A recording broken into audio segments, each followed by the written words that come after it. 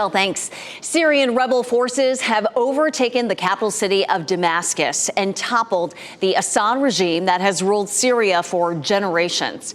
Russian officials have confirmed President Bashar al-Assad has resigned and fled the country. NBC's Raf Sanchez has U.S. reaction from Golan Heights.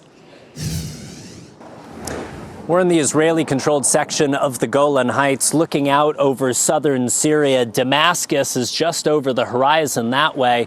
And 48 hours ago, Bashar al-Assad was in charge in the Syrian capital, as his family has been for more than 50 years. But today is a new day in Syria. It is a new day in the Middle East. Assad has fled to Moscow, where he has been granted asylum by Vladimir Putin, who was his longtime backer, but whose Russian military forces bogged down in Ukraine were not there for Assad in his moment of need.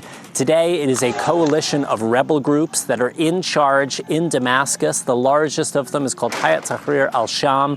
It is an Islamist group that has its origins in al-Qaeda, and it is still considered to be a terrorist organization by the United States. But this is a group that is going to great lengths to try to show the Syrian people and the world that it is moderated. It says that it will protect the rights of minority groups inside of Syria, Shias, Christians, Alawites. It says there will be no restrictions on the civil rights of women in this new Syrian government. President Biden says that the U.S. will judge these rebels by their actions, not by their words.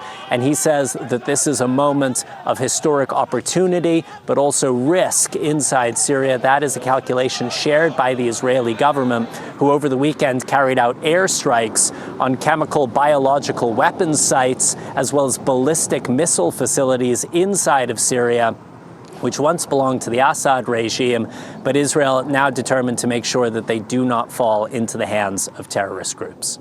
Raf Sanchez, NBC News, the Golan Heights.